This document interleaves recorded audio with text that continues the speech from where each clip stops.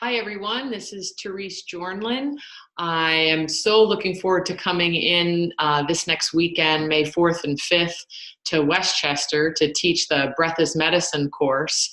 That's an introductory course into discovering the most important being in your life. And I really relate to breath now as a being because it is what enables you to be a human being that engages in doing. So it is the force behind all of your movement, all of your life experience. And what I have come to learn, both for myself, but also in teaching this, is that it is completely taken for granted. And there is so little taught about this most powerful force in your life. So what I have come to feel very clear and confident about is that the number one health risk is not heart disease. It is not cancer. It is not any of the things the Surgeon General says.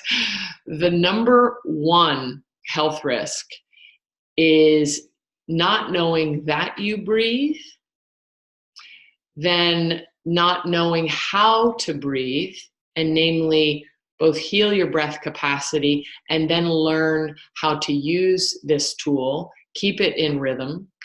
And the third is not knowing how to use this incredible mechanism for the various adaptations that you need to be human, to live in this very dynamic life that that throws everything at us. So one of the questions that we received was, how does anxiety relate to breathing? And I could also just add on to that question, how does steadiness relate to breathing? How does anger relate to your respiration? How does worry affect breathing?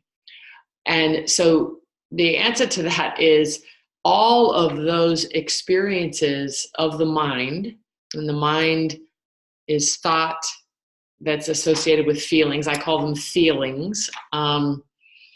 That every single thing that I experience, that you experience, is registered in the respiratory system.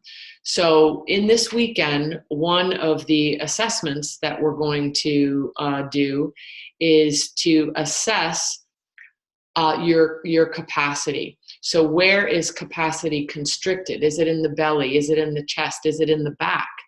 I bet you didn't know you could breathe into your back. And we'll see where there's rhythm and where there's arrhythm. And so you will have kind of a first meeting of your breath and how it is actually kind of a mirror for how the mind works. And then you'll be given a remedy or a prescription to heal your breath capacity. So how do we bring life force into that part of the body, whether it's the chest, the sides, the belly, that has not had light, that there's been no life force coming into that area, and how to do that. And it's a very simple practice with life-changing effects. So the other assessment that we'll do is to see where you're at in that spectrum of, the parasympathetic nervous system, that place of steadiness and relaxation, or at least having access to it, or are you in fight, flight, freeze? And you can do this on your own right now. You can give yourself 1 minute and then count how many cycles of breath, in and out being one cycle, how many cycles of breath are you breathing in 1 minute? So most people, it'd be between 14 and 17, something like that. And what's important to note here is that that many respiratory cycles in 1 minute is registered by your nervous system as danger. So respiration is going fast, heart is pumping faster because the body is thinking, okay, we're going into some kind of dangerous situation here. So it's akin to hyperventilation. The body registers it as a kind of hyperventilation breathing. The ideal is to cultivate your breath, get to know your breath, heal the breath, meet this most important thing in your life so that you are operating more at like, 7 to 8 cycles of breath per minute. Now, the amazing thing, if you're checking your breath after we finish this recording and you find out you were breathing 17 cycles per minute, do not be discouraged. The most amazing thing about breath is its flexibility. And the most precious thing about your body is that it wants to be in its natural, harmonious, steady potential in a constant kind of way. So there's another assessment, it's sort of more like a trick until you've healed your breath capacity, where you can take a deep breath in and then exhale through the nose, and you'll find that your exhalation is probably pretty short when you exhale through the nose. So we'll be learning about some of the anatomical tools that you have, mainly in the throat, to slow your out breath down. So what I say is when we slow our out breath down, it's the body's highest intelligence of letting go. It knows how to let go better than I do. So as I move from, say, a 5-count out breath to a 14-count out breath, using some other parts of the anatomy, and it's called Ujjayi breath, but we just make it very simple, just generating the sound of a whisper with the AH sound.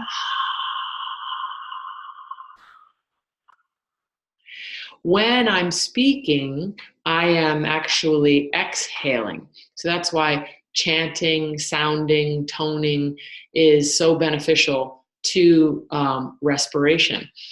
And when I cultivate that sound, AH, I automatically close the throat and you will get a much longer out breath. So what's happening in the nervous system is that kind of firing that's going on in that fight, flight, freeze part of your nervous system. That out breath slowly starts to bring and balance. I think of it as a vacation. It brings the nerve impulses to like the Bahamas, So, do you want a 5-count out breath? Do you want a 5-day vacation? Or do you want a 14 or an 18-day vacation? So what I want to share is that all of this is possible by just paying attention and meeting your breath. Perhaps it's going to be just, for many people, it's just, I never knew this. I never related to my breath in this way. So we have to meet the breath and then engage with it, just the way you would with a new person you met who you really, want to be good friends with. You're going to spend more time with them. And then the breath, I consider to be the greatest teacher. It's more important. I can share tools with you, but your breath has the information that you need about how you move in the world and how you have protected yourself in ways that over time can harm yourself. So this is the thing I want to close with, is that breath is the most powerful force in your life. I consider it, again, it's a being. It's what inspires, brings life to the body. So it is what enables doing, so it's getting back to being human and contacting the original source, breath, of your experience, of all of your doing, all of your thinking, all of your hearing, all of the beauty that you get to see, all of the movement that you get to enjoy with your body. It happens because of the breath. So it's the core movement in the body. And then as you get to appreciate the anatomy and technology of breathing, over time, what you'll find is this biological force in the body is also a philosophy teacher or a spiritual teacher. So the breath itself can give you the experience that you are so much more than your body. You are so much more than your breath. You are so much more than even your name or your stories. And that sounds sort of esoteric. However, it's something that is experienced through ongoing, you could say practice, but I'm going to say through ongoing enjoyment of your breath. And it's primary to heal that foundation, that foundational breathing, because it has registered everything that has happened to you. So I want to close with a quote by Thich Nhat Hanh, who's a great international teacher, a Zen Buddhist monk, a beautiful man, and uses the breath among other tools of mindfulness in his teachings. So he says, you don't know that you are breathing, but then when you pay attention, you realize that you indeed are breathing. Then you have a chance of waking up to the fact that it indeed will stop. So cultivating this great curiosity is what I hope to get from that you'll get from this weekend. Curiosity about the breath, a desire to learn more, and an intention, a commitment to heal your breath capacity, and then to start experimenting with particular techniques that help with balance, energy, sleep, and the like. So there's still time to sign up. If you're interested, go to www.brandywineyoga.com. Hope to see you there. And until then, breathe easy.